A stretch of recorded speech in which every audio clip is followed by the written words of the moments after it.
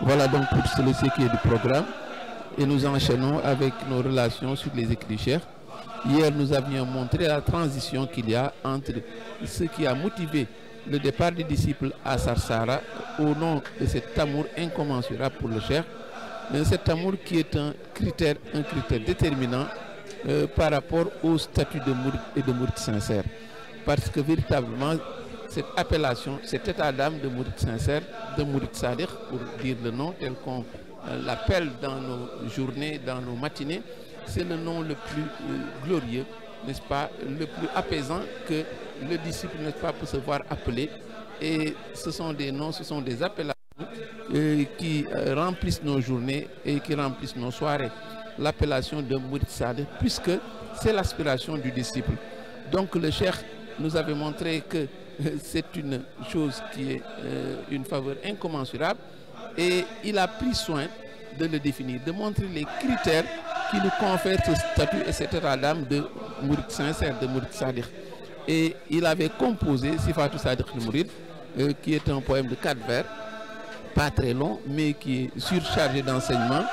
Et c'est pourquoi nous disions que donc la transition, c'était, n'est-ce pas, cet amour pour le cheikh. C'est le premier critère, et c'est ce critère qui fait bouger, qui est le combustible qui fait bouger, n'est-ce pas, tout mourid que l'on prend. Et il faut dire donc que c'est un amour qui doit être qualifié de sincère, et sincère parce que la question que chacun se pose, c'est: suis-je réellement ce Mourid Sadiq dont on parle? Qui il est réellement? Et c'est au nom de cela que le cheikh a composé ce poème de 4 vers pour définir, dit-il, pour que les gens ne puissent pas avoir de méprise par rapport à ce sens, se considérer comme Mourid Sadiq alors qu'on ne l'est pas, ou bien penser qu'on est loin de la voie alors qu'on est dans la voie droite, n'est-ce pas?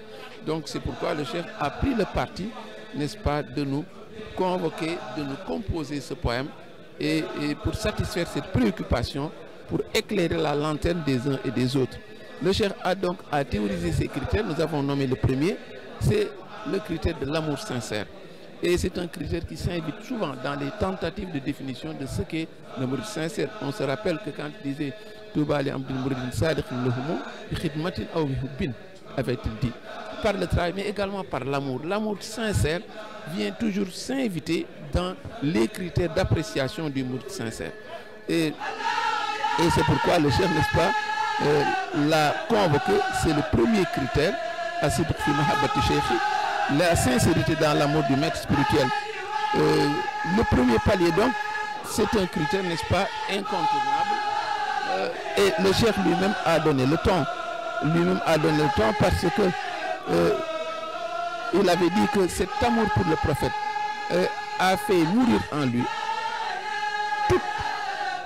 tout autre amour, a éteint à lui l'amour des biens, l'amour de la famille et l'amour de la progéniture. Et on sait que c'est cet amour pour le prophète qui a été le combustible qui l'a fait mouvoir en toutes circonstances, toute sa vie durant. S'il a vécu toutes ces exactions, c'est au nom de cet amour pour le prophète qu'il a déclaré haut et fort. Donc, le principe de l'amour, mais c'est un principe qu'il a vécu, et il a vécu intensément. Et c'est pour l'exemple que lui-même, n'est-ce pas, a déclaré que cet amour pour le prophète a éteint en lui, n'est-ce pas, l'amour des biens, l'amour de la famille et même l'amour de la progéniture. Mahabbati al-Mukhtar Sayyidina Hubbil Marani wal Ahni lol walada, avait-il dit. Et il faut dire également que c'est une chose que ses fils lui ont bien rendu, parce que eux aussi, à leur tour, ont troqué ce lien filial contre un lien d'allégeance et ne se considéraient plus comme des fils biologiques, mais comme des fils spirituels du cheikh. Et dans un de ses écrits, le cheikh explique également, disant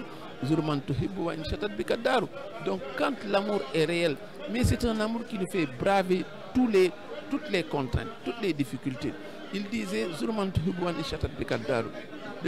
va rendre visite à celui que tu aimes, même s'il y a des montagnes, même s'il y a des contraintes, il faut les braver et aller trouver celui qu'on aime.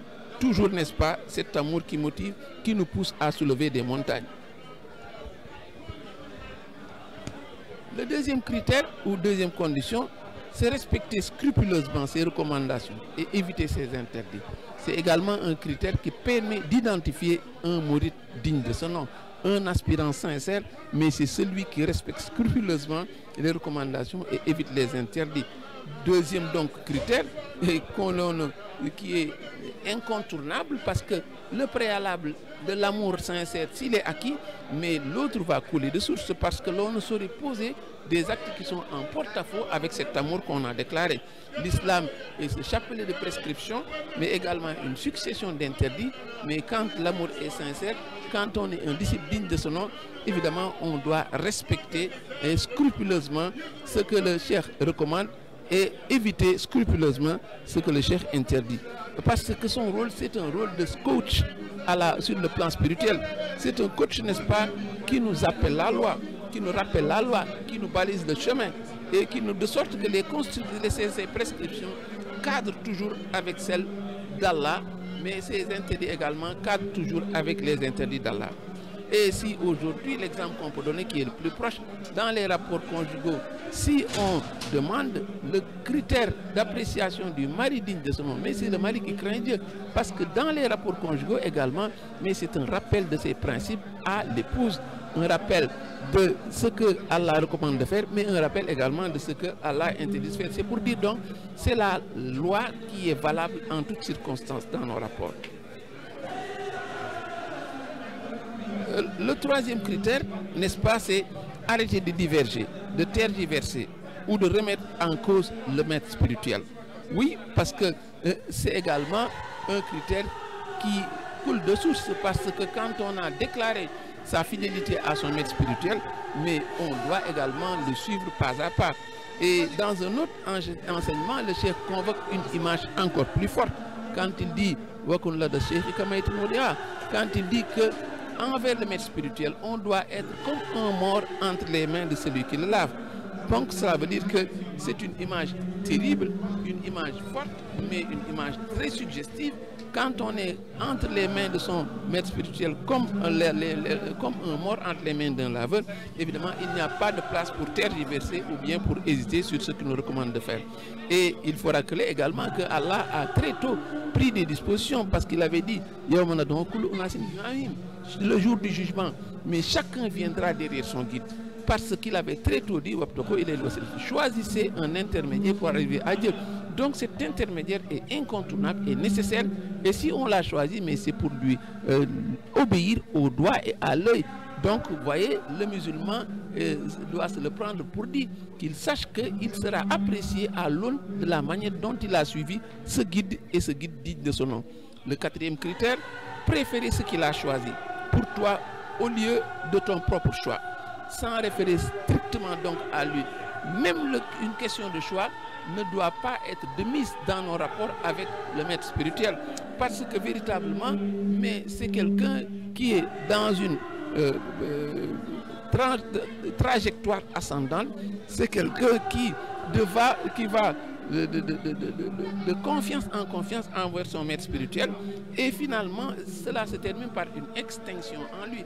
Quand on s'éteint dans son maître spirituel, mais il n'y a pas de place, n'est-ce pas, pour s'opposer à lui, pour un choix. Donc le critère ou bien le point culminant de cette fidélité envers le maître spirituel, mais c'est quand on vient à s'interdire en lui, et c'est pourquoi donc l'enseignement du cheikh vise à retirer ou à respecter tous ces critères-là. Et pour terminer, la conclusion, c'est la conclusion qui montre qu'il y a un chantier pour le musulman, parce qu'il dit que celui qui réussit à respecter tous ces quatre critères, qu'il peut valablement être appelé un mouride digne de son nom. C'est celui-là qui est le disciple valable, c'est le disciple qui a réussi à étreiner, n'est-ce pas, cette chose prodigieuse qui est le statut de mouride sincère.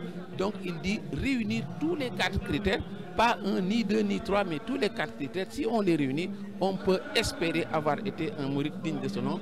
Voilà donc pour Sifat Sadiqul Mourid, nous avions à cœur de vous le présenter parce que ce sont des critères qui nous permettent de calibrer, de nous voir en mouride digne de son nom, en disciple sincère. Wassalamu alaikum wa rahmatullahi ta'ala wa barakatuh.